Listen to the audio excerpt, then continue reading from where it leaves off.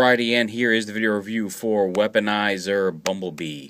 I found these at Target. They are out. All the Targets around me that reset the other day not only had reset, but when they reset, they all had the Weaponizers. So if you're looking for them, check your Targets. A lot of them reset this past week to put out the Ninja Turtle stuff, and apparently they updated their Transformers section with the Weaponizer figures. And if you're looking for them, Bumblebee, well, we'll get into a final opinion on Bumblebee later on. One of the first things I noticed poking them out of the shelf was, like, they feel cheap. I mean, like, the plastic almost feels knockoffy. It's better on Optimus.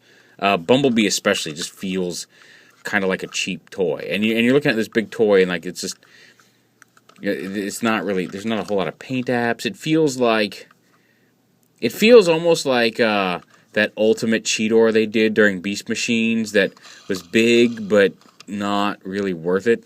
And that's kind of the feeling you get with Bumblebee. I will say I think he incorporates the Weaponizer gimmick a little bit better than Prime does, but overall I think Prime is the better of the two figures.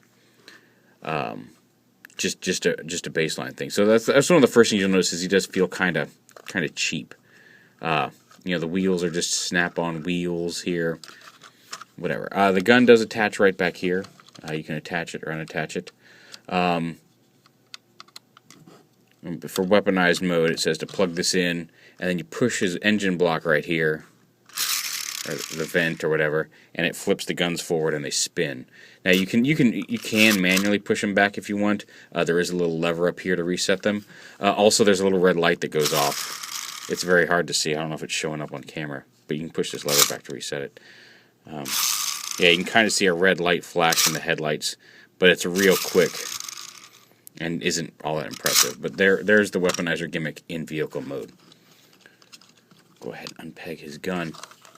And you can see underneath, these are his feet. But like every other Bumblebee transformation, you start off by opening the doors. And pull this whole assembly up. Again, very similar to a lot of Bumblebee figures. You just pull the whole top up. And then you come back here.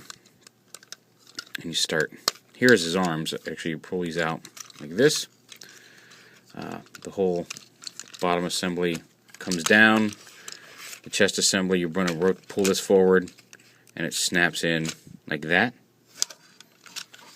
These are so big. Let me see if I can't get a little better angle here. So snap that in like that.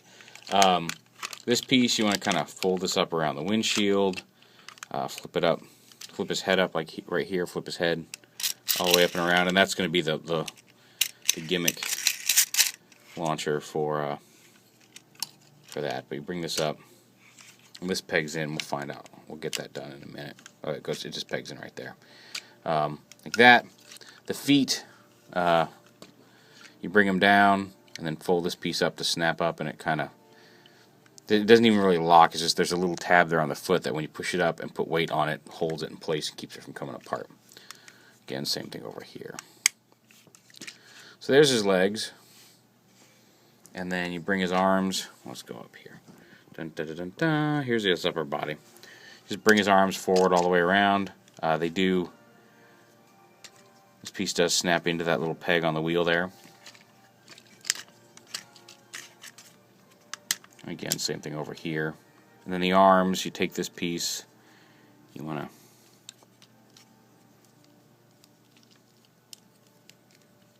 there we go. You want to kind of lift this up, flip this around, just like that.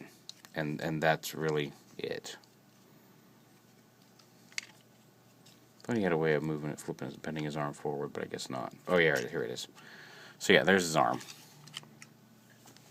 And same over here. Mess with this. Basically, this kind of rotates down and around. There's a hinge up here at his wrist and a hinge under his hand that lets this panel slide back away from his hand. Slides back up. And then this just bring it up. This doesn't even really peg in anywhere. It just kind of folds up and sits back here. Pretty sure. I mean, you can leave this down if you want, the button assembly, but I don't know why they'd make it move if it didn't do anything else. It just sits up there. Oh, there we go. It pegs in right there. Yeah, there's a couple little tabs in his waist that these slide over. Personally, I like to have this up, but it doesn't lock in place. And there he is, done. You can fold the wings up a little bit if you want to have him look more like he's got the door wings. And the piece behind his head isn't as bad as it initially looked. It's still there. You're not going to get rid of it, but there it is. But you can see he's very plain. He's just big and plain, and like I said, the plastic just does not help him feel more worth the purchase. And again, to fire his guns, you just push down on his head, and that's what unlocks that gimmick. And then to reset them, you pull this piece down on his chest. So again, you'll see that red LED kind of go off very quickly. There you go. That's the point. During the process, you can see it light up, but it only lights up very quickly as the thing moves past during the setup and deployment of the guns. Now, like I said, I do think he looks better with the guns on his shoulders like that than Prime does. But all in all, like I said, he's got the better deployment of the actual Weaponizer gimmick. But I think Prime is a better figure, even with his giant backpack, and we'll get to him in a minute. But there he is, Weaponizer Bumblebee.